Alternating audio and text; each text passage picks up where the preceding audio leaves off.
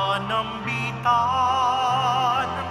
abang bayan, nagpag-ibig, sa kandili niya nananabig. Bayan ngayo'y nagpupunyi, sabay-sabay nagpupuri, dahil inakong ng Kristong Hari, kaligtasan ng kanyang lipi. Bayan ngayo'y nagpupuni, sabay-sabay nagpupuri.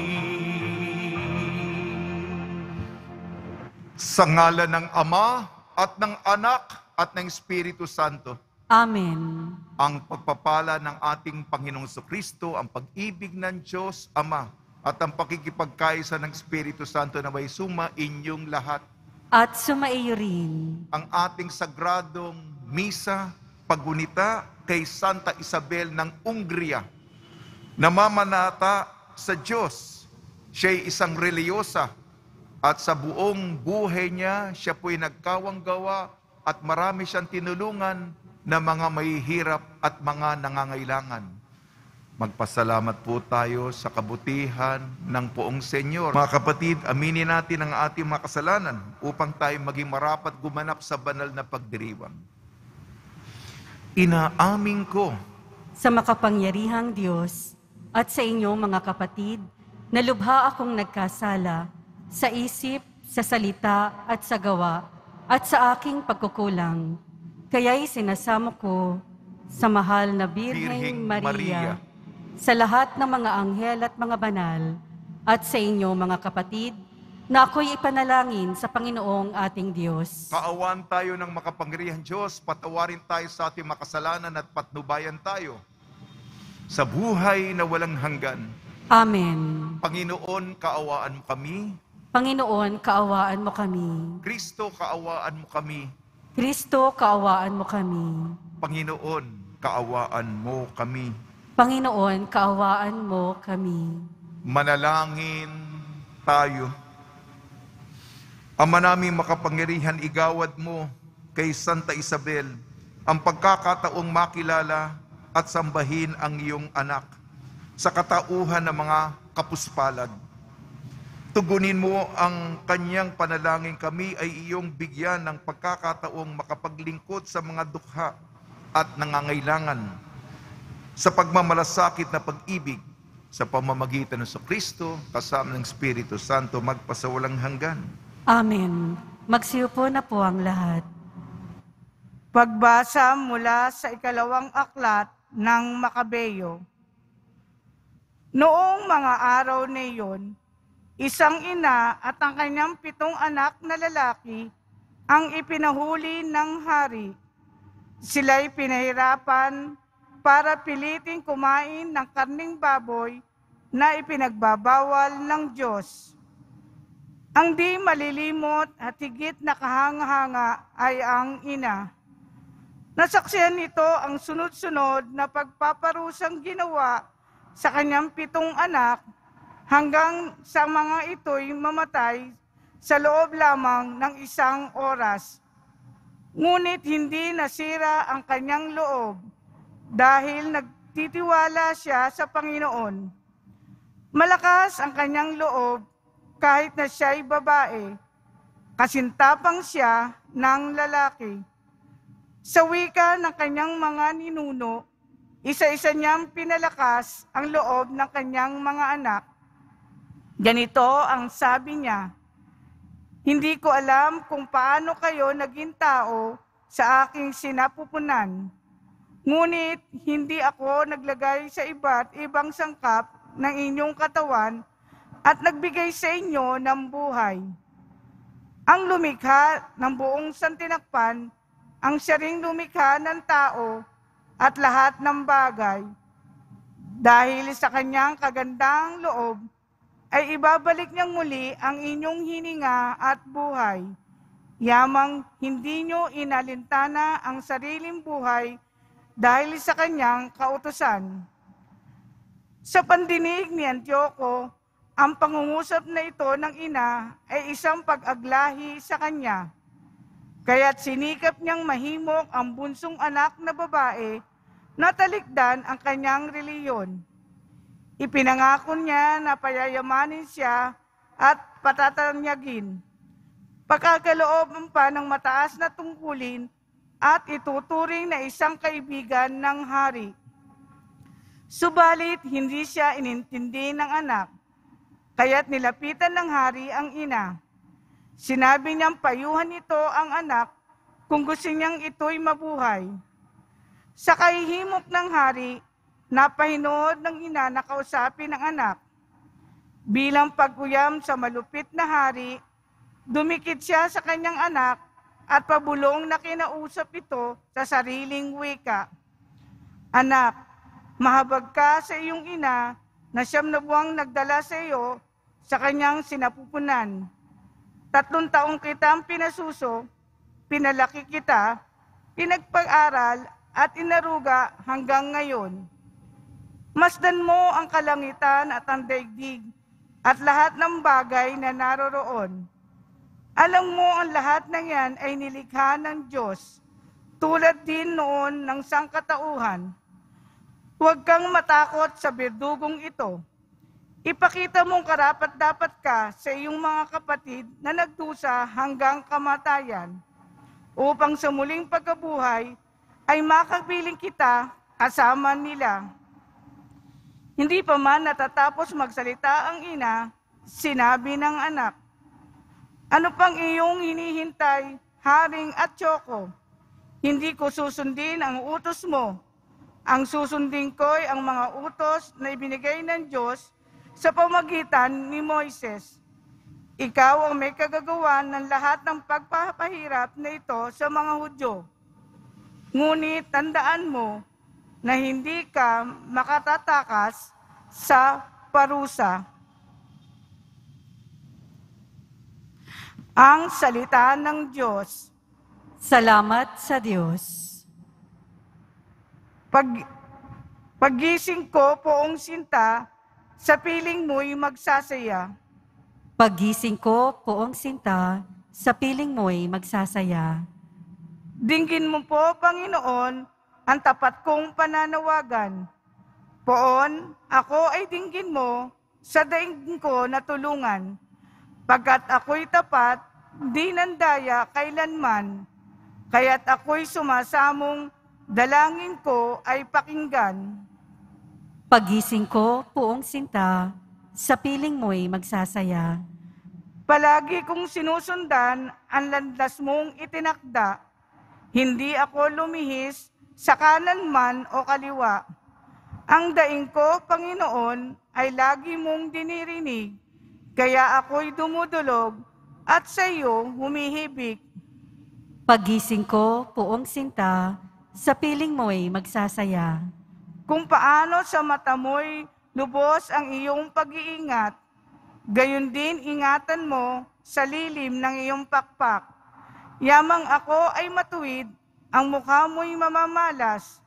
Kapag ako ay nagising, sa piling mo'y magagalak. Paggising ko, poong sinta, sa piling mo'y magsasaya. Magsitayo po ang lahat.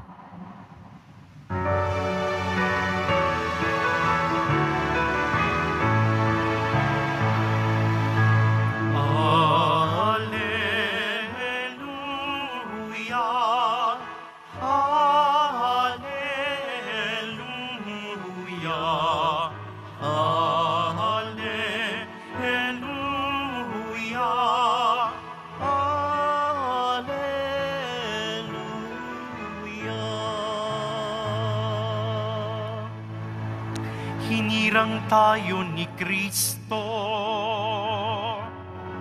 upang mamunghang totoo bilang mabubuting tao.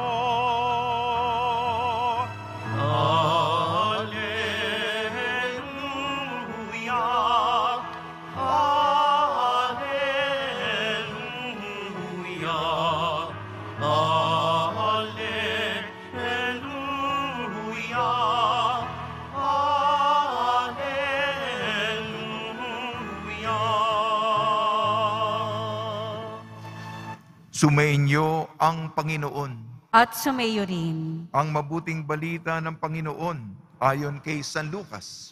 Papuri sa iyo, Panginoon.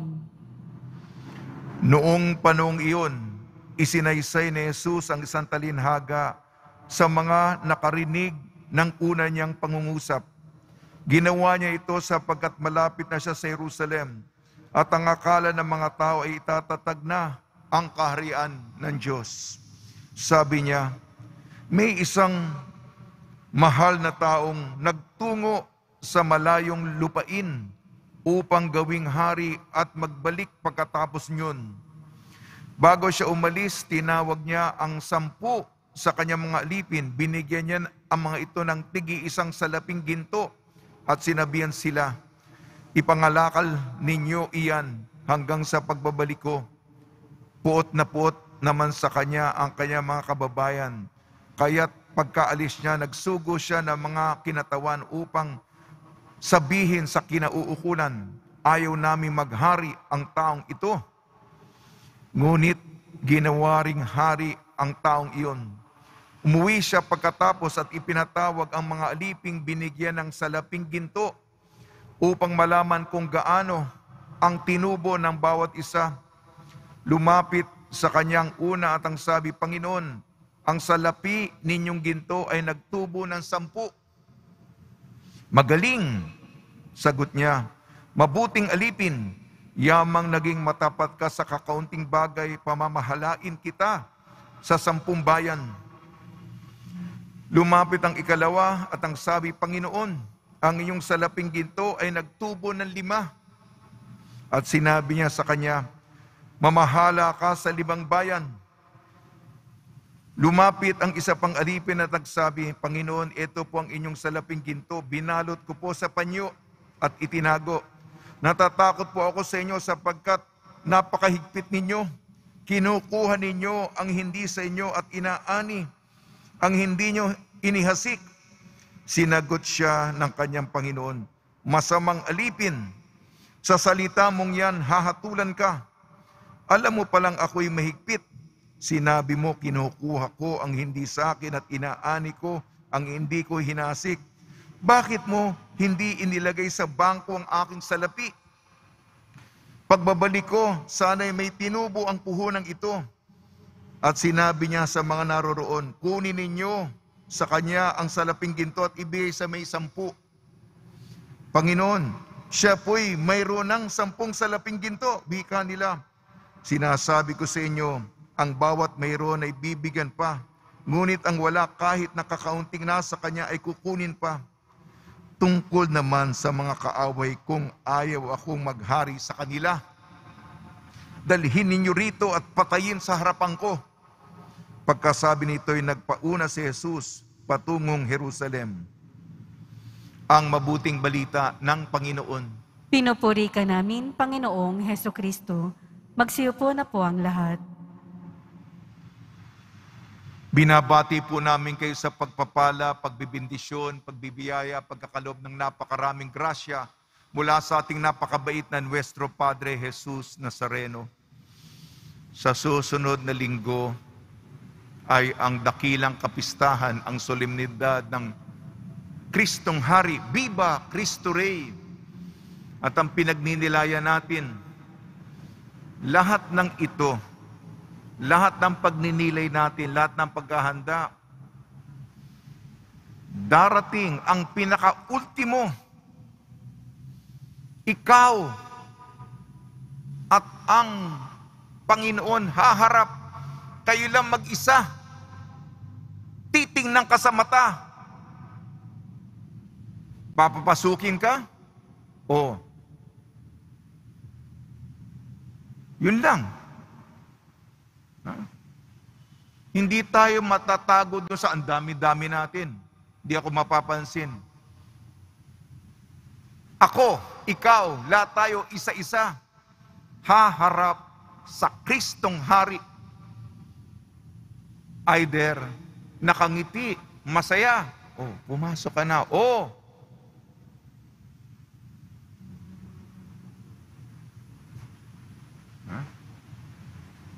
ang ating mapagbasa ay tutulong sa atin. Pinagninilayan po natin ang ating unang pagbasa, ikalawang Makabeyo. Nasa buwan tayo ng Nobyembre, buwan ng mga yumao. Nasaan? Sa Biblia. Ang purgatorio. Sinabi sa ikalawang Makabeyo, sapagkat may mga hukbok, kinalaban nila yung mga malakas at makapangyarihang mga sandataang lakas na mga imperyo. Pinangungunahan ng dakilang Alejandrino. Etong mga Israelitang lumaban, namatay ang iba. Kaya sabi ni Judas Macabeo, tayo'y magdasal para pambayad sala sa mga kapatid nating napaslang sa digmaan. Ang ating unang pagbasa, ito'y ukol sa isang babaeng matapang at ang kanyang 7 mga anak. Lahat sila nag-alay ng buhay. Pinipilit sila, tinutokso silang bumaligtad, magtraidor, bumalingbing. Sapagkat, meron ng makapangyarihan ngayon, may bagong sayaw. Ay, tabi muna natin ang ating reliyon. Hindi nila magawa yan. Sabi ng nanay, pinalaki kita na tapat sa Panginoon. Tayo'y magkakaisa bilang pamilya, katapatan hanggang dulo. Kahit na bang ibig sabihin nito ay pag-aalay ng buhay. Sa ating ebanghelyo po, ayon kay San Lucas, may mga alipin binigyan ng salaping ginto. Bawat isa, umalis muna at pagbalik ang pagtutuos. Yung una, Panginoon, yung binigay niyong 1 ginto, 10 na! Mamahala ka sa 10 bayan. Ang pangalawa naman, Panginoon, binigyan mo po ako 1 ginto. Ito po 5. Magaling! Mamamahala ka sa 5 bayan. Ang isa naman, naku, may palusot pa. Meron pang mahabang talumpati. Alam ko pong napakahigpit ninyo. At umaani kayo sa hindi kayo naghasik at kinukuha ninyo ang hindi inyo. Marami pa mga pinagsasabi. Itinago ko po ang gintong ibinigay nyo. Bakit hindi mo nalang nilagay sa bangko para tumubo pa ang puhunan? Masama! Kunin at ibigay doon sa... meron na siya 10. Ang meron ay bibigyan pa, pero walang tamad at walang kwenta, walang saysay, walang kabuluhan. Yan ang... Kaya, ano yung reaksyon? Depende po sa atin. Kung ano ang ating iaalay. Alam natin yan. Muli, haharap tayo sa Kristong Hari. Sasabihin ba sa iyo, mamahala ka pa ng napakaraming mga pagkakatiwalaan sa iyo. Masama. Lumayas ka. Kunin yan. Masasayahan ba sa atin ng Panginoon? O paggagalitan tayo at parurusahan? Ang santa po ngayon ay si Santa Isabel ng Ungria, isang reliyosa na mamanata sa Diyos. Ang buong buhay niya ay pagkakawang gawa, pagtutulong sa kapwa, tumutulong sa mga mahihirap, ang mga nangangailangan ay prioridad. Ang buhay niya ay ayuda at karidad. At kalugod-lugod siya, sapagkat lahat naman tayo titimbangin ayon sa pagmamahal natin. Naisip natin ang mga dukha. Tayo rin ay may pagkukulang. Kung nahabag tayo sa iba, nakahahabagan tayo ng Diyos. Umasa tayo doon. Sa tulong ni Maria, Miyerkules po ngayon, ina ng laging saklolo ni San Jose, ni Santa Isabel ng Ungria. Nawa po, pagnilayan po natin at paghahandaan ang pagharap natin sa ating Panginoon bilang Hari.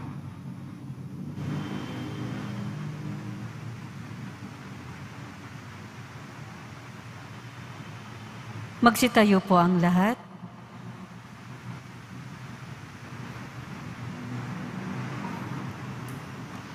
Minamahal kong mga kapatid, natitipon bilang mga anak ng Diyos Ama na tagapagbigay ng lahat ng kabutihan. May pagpipitagan tayong manalangin sa Kanya. Tugon po natin, Ama ng kabutihan, basbasan mo kami. Ama ng kabutihan, basbasan mo kami. Ang simbahan naway hindi matakot sa mga pagsubok, kaugnay ng mga pagbabago, at magamit niya sa matuwid na pamamaraan ang mga biyayang ipinagkaloob sa Kanya. Manalangin tayo. Ama ng kabutihan, basbasan mo kami.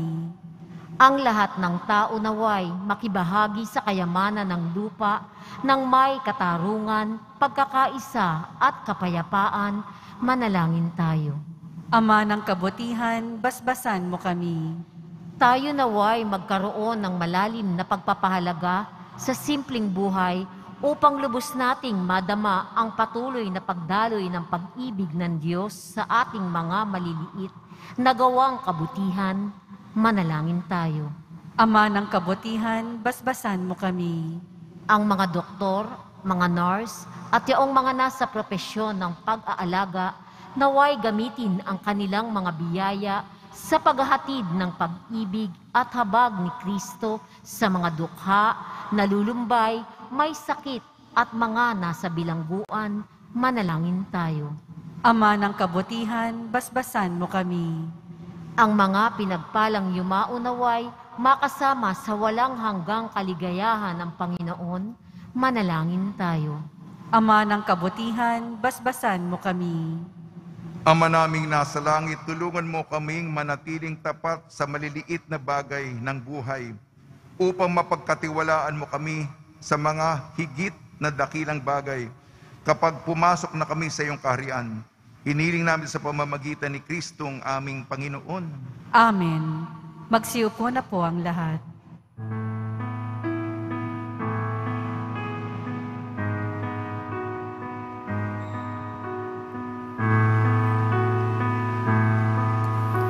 Ang himig mo, ang awit ko, lahat ng ito'y nagmula sa iyo.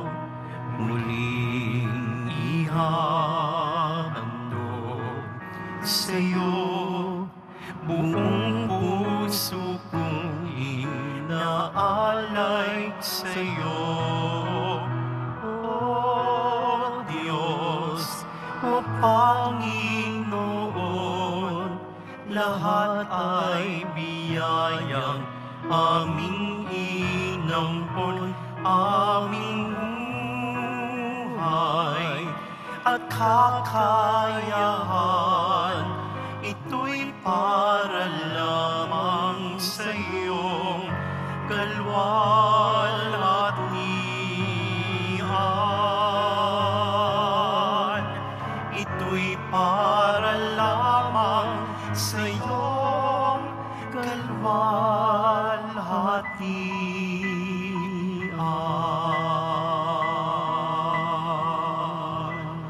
Magsitayo po ang lahat. Manalangin kayo mga kapatid upang ang ating paghahain ay kalugdan ng Diyos amang makapangyarihan. Tanggapin nawa ng Panginoon itong paghahain sa iyong mga kamay, sa kapurihan niya at karangalan, sa ating kapakinabangan at sa buong sambayanan niyang banal.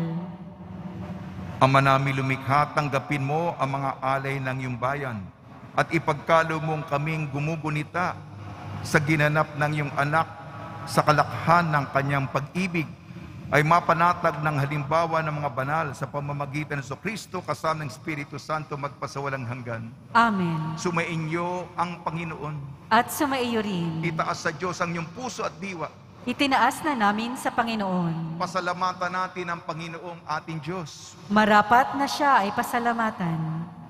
Ama naming makapangyarihan, tunay nga marapat na ikaw ay aming pasalamatan. Ikaw ay nagniningning sa piling ng mga banal na ikinararangal mo sa kanilang kabutihan. Ibinigay mo silang huwara namin araw-araw at katuwang sa pagsamba ng iyong kamahalan. Sa pamamagitan ng anak mong si Jesucristo, kami naliligid ng mga banal na tao.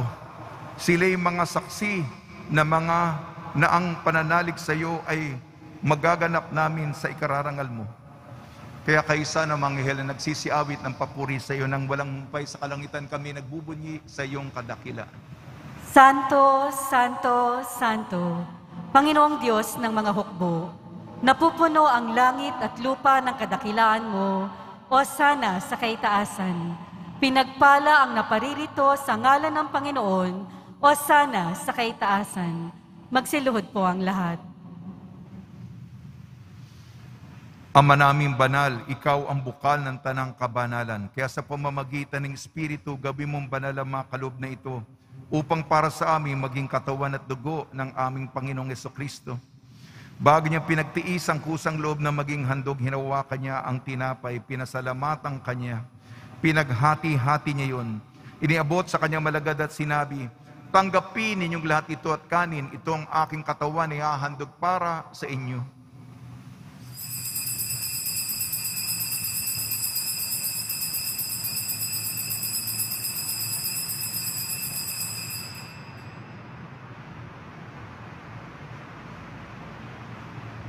Hindi naman matapos ang hapunan, hinawakan niya ang kalis, muli kanyang pinasalamatan. Iniabot niyang kalis sa kanyang malagad at sinabi, tanggapin ninyong lahat ito't inumin. Ito ang kalis ng aking dugo, nagbago at walang hanggan tipan. Aking dugo na ibubuhos para sa inyo at para sa lahat. Sa kapagpapatawad ng makasalanan, gawin ninyo sa pag-alala sa akin.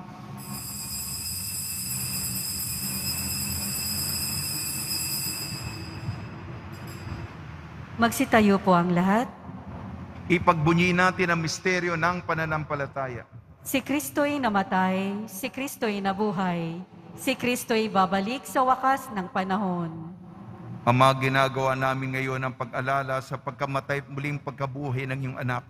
Kaya tinialay namin sa iyong tinapay na nagbibigay buhay at ang kalis na nagkakaloob ng kaligtasan. Kami nagpapasalamat dahil kami minarapat na tumayo sa harap mo para maglingkod sa iyo. Isinasamo namin kami magsasalo-salo sa katawan at dugo ni Kristo ay mabuklod sa pagkakaisa sa pamamagitan ng Espiritu Santo. Ama, lingapin mo yung simbahang laganap sa buong daigdig. Puspusin mo kami sa pag-ibig kaysa ni Francisco na aming Papa at ni Jose na aming Obispo at ng Tanang Kaprian. Alalahanin mo rin ang mga kapatid namin na himlay na may pag-asang sila'y muling mabubuhay, gayon din ang lahat ng mga pumanaw. Pagdasal po natin ang lahat ng mga yumao sa kapanahunan ng pandemya. Kaawan mo sila at patuloyin sa iyong kaliwanagan. Kaawan mo at pagdapatin kaming lahat na makasalo sa iyong buhay na walang wakas. Kaysa ng mahal na Birhing Maria na ina ng Diyos, ang ina ng laging saklolo, ng kabiyak na puso niyang si San Jose, kaysa ng apostol, Santa Isabel ng Ungria, San Aloysius Gonzaga, San Sebastian, San Lazaro, San Roque, San Juan Bautista at ng lahat ng mabanal na namuhay dito sa daigdig ng kalugod-lugod sa iyo. May pagdiwang nawa namin ang pagpupuri sa ikararangal mo sa pamamagitan ng anak na aming Panginoong Hesukristo. Sa pamamagitan ni Kristo, kasama niya at sa Kanya ang lahat ng parangal at papuri ay sa iyo. Diyos amang makapangyarihan, kasama ng Espiritu Santo, magpasawalang hanggan. Amen. Sa tagubili naman nakakagaling na utos sa turo ni Jesucristo na Panginoon natin na Diyos, ipahayag natin ng lakas loob. Ama namin, sumasalangit ka, sambahin ang ngalan mo, mapas sa amin ang kaharian mo, sundin ang loob mo dito sa lupa para nang sa langit. Bigyan mo po kami ngayon ng aming kakanin sa araw-araw at patawarin mo kami sa aming mga sala, para ng pagpapatawad namin sa mga nagkakasala sa amin. At huwag mo kaming ipahintulot sa tukso at iadya mo kami sa lahat ng masama. Hinihiling namin kami iadya sa lahat ng masama, pagkalooban ng kapayapaan, araw-araw iligtas sa kasalanan at ilayo sa lahat ng kapahamakan. Samantalang aming pinananabikan ang dakilang araw ng pagpapahayag ng tagapagligtas naming si Jesucristo. Sapagkat iyo ang kaharian at ang kapangyarihan at ang kapurihan magpakailanman. Amen. Panginoon Jesucristo, sinabi mo sa iyong apostol, kapayapaan ang iniiwang sa inyong aking kapayapaan ay binibigay ko sa inyo. Tungyan mo ng aming pananampalataya at huwag ang aming mapagkakasala. At pagkalooban mo kami na kapayapaan at pagkakaisahin sa iyong kalooban kasama ng Espiritu Santo magpasawalang hanggan. Amen. Mga kapatid, mga kaibigan, sumainyo po ang kapayapaan ng ating Panginoon. At sumaiyo rin. Magbigayan po tayo ng kapayapaan sa isa't isa.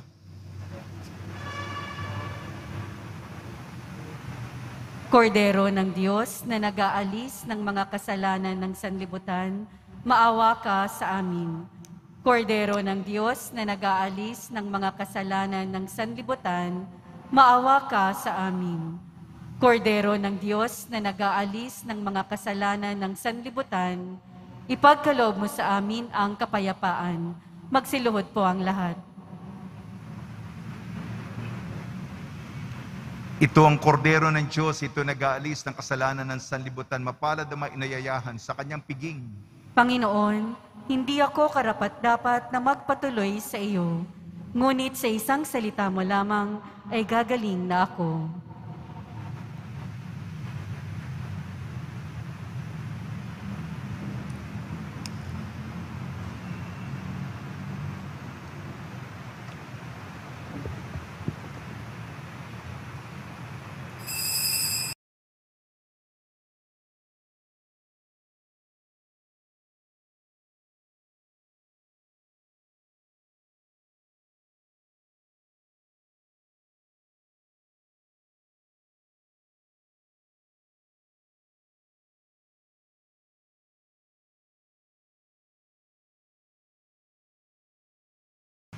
Manalangin tayo. Ama namin mapagmahal, kaming mga nakinabang ay dumadalangin makasunod kay Santa Isabel na nag-ukol ng pagsamba sa iyo sa paglilingkod sa kapwa-tao. Sa pamamagitan ng Kristo kasama ng Espiritu Santo magpasawalang hanggan. Amen. Mga deboto ng kanilang mga kahilingan at dasalan. Panalangin para sa mga kaluluwa. Mga kapatid, ating ipagdasal ang ating mga minamahal na yumao at ang lahat ng mga kaluluwa sa purgatorio. Panginoon naming Diyos, Ama namin, Ikaw po ang dahilan ng aming pagsilang. Sa iyo galing ang aming hiram na buhay. Buong kababaang loob po kaming nananalangin at kami nagmamakaawang kalugdan mo po ang mga kaluluwa ng mga pumanaw na sa mundong ito. Sila naway magkamit ng buhay sa iyong piling, alisin mo ang anumang mga karumihan sa kasalanan, upang sila'y maging marapat sa iyong walang hanggang kalinisan. Iahon mo sila mula sa purgatorio at bigyan ng puwang sa iyong kaharian sa langit. Kapayapaan kailanman ang igawan ng may kapal sa mga yumaong nagsipanaw. Sila naway silayan ng iyong ilaw na walang hanggan. Amen. Mapanatag nawa sila sa kapayapaan. Amen.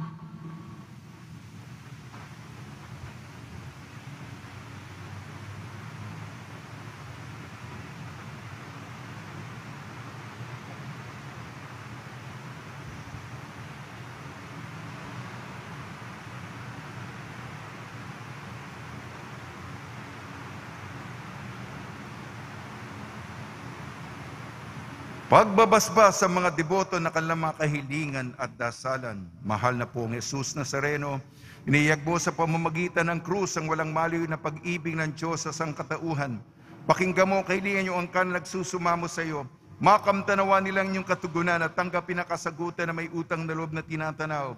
Basbasan din po yung mga daladala nilang mga imahin at dasalan. Sa pamamagitan ng bendisyon ito naway maalala nila makapangako nila sa binyag. Nagalang ibig at paglilingkuran bilang Panginoon magpasawalang hanggan. Amen. Tumainyo ang Panginoon. At sumaiyo rin. At pagpalain kayo ng makapangyarihan Diyos, Ama, Anak at Espiritu Santo. Amen. Paglayin po niyo sa inyong pag-alis ang kapayapaan ni Jesucristo. Salamat sa Diyos.